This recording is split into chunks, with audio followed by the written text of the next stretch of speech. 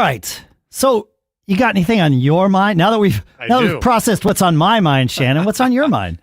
I do have something on my mind. So we're talking about starting over at zero, which I'm in the process of doing right now, trying to build a following. I don't know anything about that. We talked about this 1,000 true fans concept on the show a bunch of times. And it's like, okay, I've never done that. So why don't I try to do that and also share my knowledge? I feel compelled to give back and to help other people that are getting started, because I would love to have somebody help me.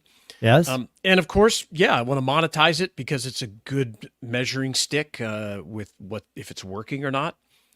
But when you're building a following and you're putting your name out there, there's some risk involved in it, which is fine. I like risk, but also risk can be one of those drivers. Yeah. Yeah.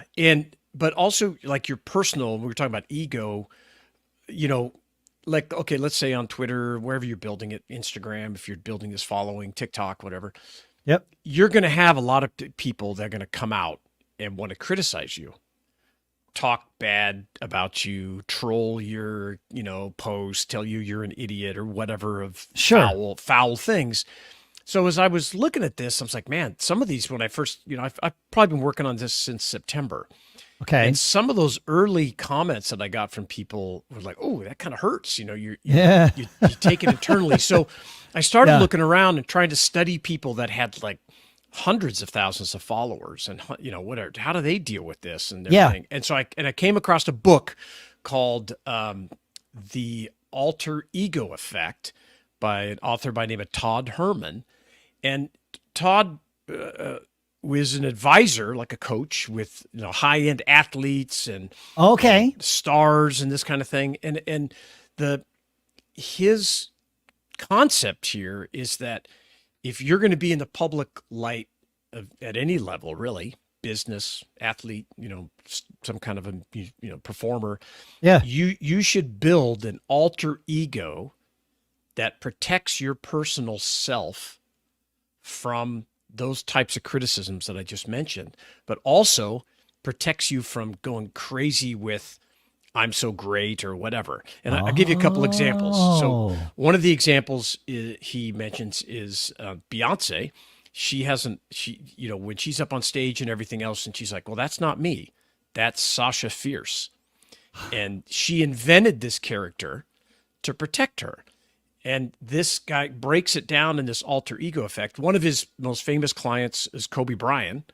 Okay. Yeah. And Kobe was having this same problem, like feeling really vulnerable and trying things. And so they came up with this alter ego called the Black Mamba, the snake. Sure. And so he would just say, and there's some great interviews. If you go to, you'll link it, but alteregoeffect.com, you can see some of the interviews and all this stuff. And there's Kobe saying, he's like, well, I go out there and I have nothing to fear because that's not Kobe Bryant. That's Black Mamba. And so by building this separation of a character, and one of the things I love too is Herman talks about, you think, oh, Clark Kent, well, his alter ego was Superman. No, it's the opposite. It's the opposite. Yeah. Superman, the alter ego was Clark, to protect himself. And it just, even in business, I think this could be very important because many times, like I'll lay it out here, like when I was younger, I actually wanted my business not to be where my friends saw it because I was worried if I failed, they would think I was a loser. Right. And I think that drove me into this kind of wholesale B2B, little bit gray, murky, business versus I'm going to build this huge retail or whatever. And I'm going to have all this exposure. I never had that. People always ask me, what do you do? Instead of, I saw your trucks and I saw your building. Right. Because that was way more vulnerable for me to risk. Oh, no, I'm the same. I'm the same way. Yep. Yeah, I'd rather, I never built a business that my friends would use. I'm always surprised.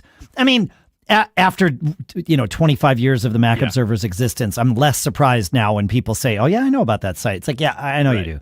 Like, but everything else, and even that at the beginning was not built for people that I knew. Right. It was built for other people. Yeah. And I think that kind of drove me. So this, I'm about halfway through the book. I'm really enjoying it, and I'm going to do this, is develop. And I think I would have been a better business person, and maybe even I took a lot of risk. I have taken a lot of risk in my business career, and I still do it. But I probably, well, looking back, it's very easy to say this, of course, but maybe I would have felt less vulnerable if I had this kind of other alter ego sitting out here that was like, well, that's not me. That's whatever, and, I just, you could make it up. You can pick a character, you can do whatever. And, the author kind of walks you through developing this concept and why it's important. And, it helps you do more things than you otherwise would. Yeah, see, I think this might be the answer to my question in the beginning of the show. Could be. It's one more tool in your toolbox. Right. Yes. Right. It's not like the end all be all, but correct. But this could be an answer, not the answer. But and figuring out. So I'm going to do this. Like, today I've had my first post on X that's got over 1 million, views. That's awesome. and thousands of comments. It's a silly post. Sure. There's lots of people trying to tear me down in there. Oh, yeah. And I have gotten very comfortable with like, oh, that's whatever. This is just a character. And it's, it's my thing. And I've got, okay, what am I going to, I don't know. I'm not even sure exactly what it is yet, but I know it's there. Yeah. And it's kind of shielding me from a lot of that, those arrows that people want to shoot at people that are successful. And I'm going to be successful here. There is no doubt in my mind. Yeah. Because I feel the energy and I want to love to talk about that in our next show about how the energy works and how I think that's a good sign. That sounds great. But so anyway, alteregoeffect.com. Take a look, the book, Todd Herman. And I'm going to try to reach out to him once I get finished with the book. Who knows? Maybe we can get him to come on the show and talk about it. That's great. That's there's cool. there's a great line in the opening song, a great lyric in the opening song of a musical called Hedwig and the Angry Inch. Very off the beaten path musical. But the song is called Tear Me Down, and the chorus of it ends with, "You want me, baby? I dare you. Try and tear me down." Take us home. I'm taking us home, man. Yeah, absolutely. No, it's good. It's good stuff. Where is the did this not start playing? Oh, interesting. There we go. So much live entertainment, folks. Live entertainment. Yepper.